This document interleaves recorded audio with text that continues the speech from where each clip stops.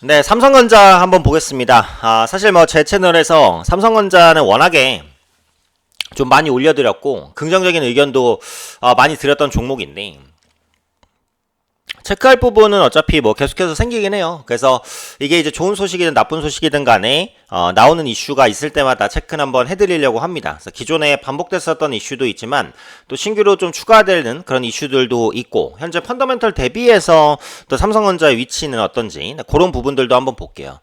지금처럼 이제 강세장이 이어지고 있는 상황에서 삼성전자도 물론 최근에 반등을 시도하기는 합니다만 보유자분들께서는 당연히 만족스럽지 못한 반등이실 거예요. 특히 SK하이닉스는 엄청난 강세를 보이면서 고점 돌파까지도 시도를 하고 있는 상황에서 삼성전자는 따로 이제 떨어져 있는 모습들을 계속해서 보다 보니까 조금 아쉬우실 텐데 오히려 지금 SK하이닉스와 삼성전자의 그 주가 갭 차이가 상당히 많이 벌어짐으로 인해서 이런 부분에 대한 좁히기 과정이 들어갈 것 같아요. 그렇게 되게 되면 삼성전자도 SK하이닉스를 따라서 SK하이닉스만큼 강하진 않아도 따라서 어느 정도 상승 압력을 조금 받는 그런 모습들은 나타나지 않을까 싶으니까 보유하고 계신 분들은 너무 걱정하실 필요는 없다 이렇게 말씀을 먼저 드리고 시작을 할게요.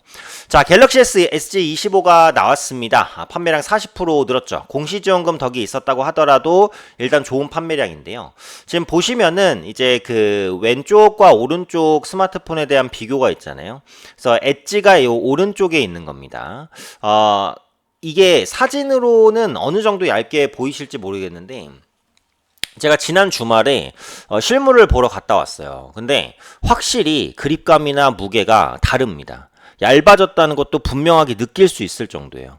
제가 전에 이제 갤럭시 영상 올려드릴 때 엣지는 여성분들의 수요가 좀 있을 것 같다는 말씀을 드렸거든요. 그래서 실제로 여성분들이 엣지에 관심을 좀 많이 갖고 있어요.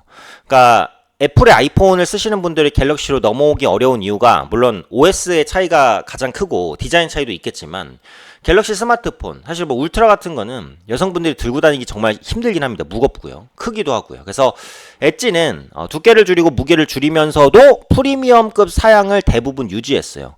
그리고 배터리 용량도 약간밖에 안 줄어들었습니다. 그래서 활용성이 굉장히 높을 것 같아요. 일단은 좋은 판매를 좀 보여주고 있죠. S25 엣지의 판매량이 지난주 대비 40% 이상 급증한 것으로 집계되고 있고요. 이에 더해서 기본 갤럭시 S25 시리즈의 인기 색상 모델도 판매량이 늘고 있습니다. 재고 품귀 현상까지 일어난 것으로 알려져 있어요. 1분기 삼성전자 실적이 괜찮았잖아요. 그게 이제 스마트폰이 잘 팔렸기 때문에 좋은 실적을 냈었던 부분이 있는데 2분기에도 스마트폰이 삼성전자 실적에 기여를 할 것 같아요. 그래서 2분기 실적 컨센서스도 소폭이나마 좀 상향 조정을 시켜야 되지 않을까 이런 생각입니다. 물론 이제 공시지원금 영향이 있다고 하더라도 아무리 많이 줘도 사실 안 살 사람은 안 사거든요. 근데 엣지가 어느 정도의 효용성이 있다라고 느끼기 때문에 사람들이 구매하는 것이 아닐까 이런 생각이고요. 갤럭시 S25 시리즈의 AI 지우개, 오디오 지우개, 생성형 편집, 스케치 변환 등 갤럭시 AI 기반 편집 기능 등도 적용이 됐습니다. 그러니까 단순히 이제 얇고 가볍다 거기서 끝나는 게 아니라 갤럭시의 AI 기능도 거의 다 가지고 왔다라는 거예요. 제가 삼성전자의 스마트폰이 잘 팔리는 게 단순히 스마트폰 이익이 개선되는 것이다라는 의미를 넘어선다라는 말씀을 많이 드렸어요. 왜냐면 현재 글로벌 스마트폰 업계 중에서 AI를 스마트폰에 가장 잘 도입한 업체가 어디입니까? 단연 삼성전자입니다. 애플도 지금 AI에 뒤처져 있다고 욕을 많이 먹고 있고요. 중국의 AI도 삼성전자 AI의 편의성을 따라오지는 못해요. 그만큼 이제 갤럭시 S24에서 선제적으로 AI 기술 선보였고요. 이번 25에서는 좀 더 완성된 AI 기술들을 선보이고 있죠. 그래서 제가 뭐라고 말씀드렸어요? 이 AI를 기반으로 한 신규 서비스를 선보일 수만 있다면 스마트폰 판매에 그치는 것이 아니라 스마트폰 판매 이후 AI 구독 서비스 부분에서의 고정적인 매출도 기대할 수 있을 것이다라는 말씀을 드렸어요.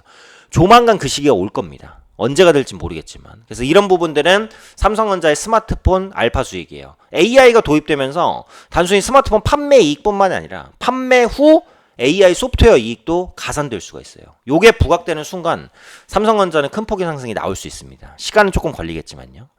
자, 그 다음에 조금 부담스러울 수 있는 소식도 볼게요. 자, 지금 HBM 시장이 SK하이닉스가 장악하고 있고 2위가 삼성전자잖아요. 원래 SK하이닉스랑 삼성전자가 한 90% 그냥 다 해먹었어요. 마이크론이 3위긴 한데 점유율이 적었거든요. 근데 최근에 마이크론이 상당히 빠르게 HBM4 부분에 있어서 맹추격을 하고 있다라는 소식입니다. 마이크론은 이제 미국 기업이기 때문에 상대적으로 이제 미국의 지원도 좀 많이 받을 수 있는 그런 여건들을 보여주고 있고, 트럼프 대통령도 마이크론에 대한 지원 의지가 약하지는 않단 말이에요. 그래서 마이크론의 발표에 따르면 이번 샘플은 10나노급 5세대 D램을 쌓아 제조했고요. 2048비트 인터페이스까지 탑재해서 메모리 이상의 속도와 이전 세대 대비 60% 이상 향상된 성능을 제공합니다. 전력 효율까지도 20% 이상 끌어올렸죠. 그래서 HBM 부분에서의 경쟁력을 계속해서 높일 수 있을 것으로 좀 보여지고 있고요. HBM이 지금 AI의 핵심 메모리로서 부각되고 있다는 사실은 모두 다 알고 계실 겁니다. 삼성전자가 HBM 부분에 노력하고 있지만 하이닉스를 아직은 따라잡지 못한 것으로 보여지고 있고, 삼성전자가 현재까지는 엔비디아의 퀄 테스트를 통과하지 못한 것으로 보여지고 있죠. 근데 제가 전에도 말씀드렸어요. 이건 시간 문제지 언젠간 퀄 테스트를 통과한다. 저는 올해 안에는 가능하다라고 봅니다. 네. 엔비디아 입장에서도 SK 하이닉스로만 HBM을 공급받는 것은 부담스럽기 때문에 마이크론이나 삼성전자로 HBM에 대한 그 수요처를 늘릴 거예요. 네. 근데 상대적으로 마이크론보다는 삼성전자한테 늘리는 게 조금 더 리스크가 덜하죠. 기술력으로서는 어쨌든 삼성전자가 마이크론보다는 앞서 있는 것도 맞긴 하니까요. 그래서 이 마이크론이 HBM 부분을 침범하고 있는 게, 이게 분명히 그 하이닉스나 삼성전자에는 위기 요인일 수도 있습니다. 근데 저는 지금 HBM의 경쟁이 격화된다라는 것보다 HBM 수요가 폭발적으로 증가하고 있다는데 더 모멘텀을 두고 싶어요. 그러니까 HBM으로 경쟁하는 업체는 어차피 삼성전자, 하이닉스, 마이크론이거든요. 3, 4 이후에 뛰어들 수 있는 신규 업체는 없어요. 근데 HBM 시장은 급성장을 하고 있는 게 여전히 맞습니다. 그리고 HBM에 대한 수요도 견고하고요. 그래서 그런 부분들을 본다면 경쟁사가 세계사로 나눠진다고 하더라도, 세계사가 있다고 하더라도 신규 진입이 어려우니까 어쨌든 커지는 캐파를 세계 업체가 나눠 먹는 거예요. 그래서 1위는 하이닉스, 2위는 삼성전자, 3위는 마이크론이라고 생각을 해요. 네, 마이크론이 이렇게 치고 간다고 해도 삼성전자를 뒤집어서 HBM을 따라잡기는 어렵다고 생각합니다. 시장 자체가 커지는데 좀 더 포커스를 둬도 된다라고 생각하니까 이 부분도 너무 크게 우려하지는 말고, 대신 마이크론의 HBM 시장에서의 점유율이 어떻게 바뀌는지 그 정도는 생각을 한번 해볼 수 있겠죠. 체크를 해볼 수 있겠죠. 자, 그 다음에 이것도 중요한 건데 레거시 반도체입니다. 삼성전자 DDR4 깜짝 수요 효과. 그 트럼프 대통령이 이제 그 관세를 매기면서 좀 메모리 수요가 빠르게 당겨진 부분이 있어요. 그래서 가격이 올라가서 이제 메모리 가격이 더 올라가기 힘들다라는 전망이 있었지만 그렇지 않았다는 거죠. 메모리 가격은 지금 계속 올라갑니다.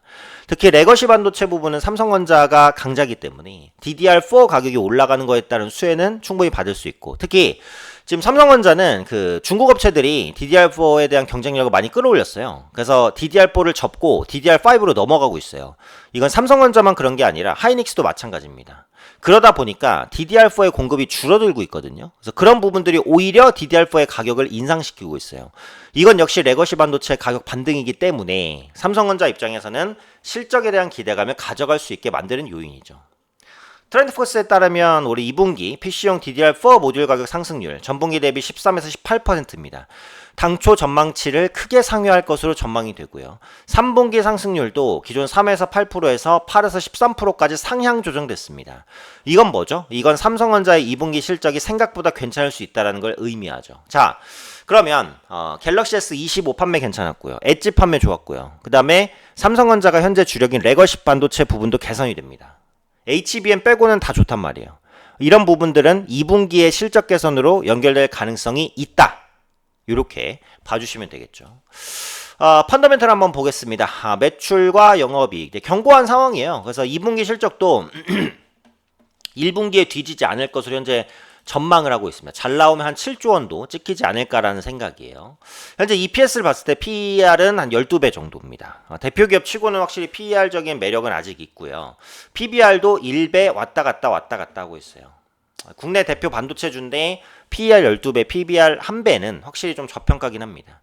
이재명 정부가 출범하면서 반도체 부분에 대해서도 계속해서 이제 주주환원이라든지 아니면 주가를 끌어올리기 위한 노력들 진행할 가능성이 높아요. 그래서 삼성전자도 자사주 매입을 계속했지만 추가적인 자사주 소각이라든지 아니면 뭐 배당 확대라든지 주주환원 정책들도 활발하게 펼칠 가능성이 높다라고 봅니다. 그러니까 전에도 말씀드린 대로 삼성전자는 지금 비메모리랑 파운드리가 다 안 좋단 말이에요. 요 두 가지가 조금만 개선되면 확 좋아질 수 있습니다. 네, 그러니까 비메모리와 파운드리 부분의 적자가 좀 줄어드는지 그것도 같이 체크하시면 되겠죠. 자, 기술적인 흐름을 보면 하이닉스는 완전 날아갔단 말이에요, 그죠? 삼성전자는 올라가긴 하는데 네, 조금 지지부진합니다. 근데 반대로 말하면 지금 삼성전자 살래 하이닉스 살래 하면 하이닉스 사기 좀 부담스럽잖아요. 고점 같아서 뚫고 갈 수도 있지만, 그죠? 신규로 진입하기엔 삼성전자가 부담이 없다. 느리지만 완만하게 바닥을 올리고 있는 것은 사실입니다. 그죠? 저점이 높아지잖아요. 높아지죠. 높아지고 고점 부근은 여기입니다. 그래서 여기를 돌파한다라고 한다면 생각보다 세게 움직임이 나올 가능성은 네, 있어요. 그래서 고점 돌파가 세게 치고 나올 수 있는지 그 부분을 보시면 될 것 같아요. 그래서 고점 돌파가 나오면 65,000원까지도 노릴 수 있다라고 봅니다. 빠르진 않아도 완만하게라도 충분히 6만원 뚫어내면서 6만원 중반 혹은 그 이상까지도 갈 수 있다고 생각을 하니까요. 보유하신 분들 좀 편안하게 보유하시고 오히려 한 57,000원이나 이렇게 눌림이 나오면 신규나 추가 매수도 생각할 수 있지 않을까. 네, 모멘텀 견고합니다. 걱정하지 말고 보유해 나가시는 전략 계속해서 좀 말씀드리도록 하겠습니다.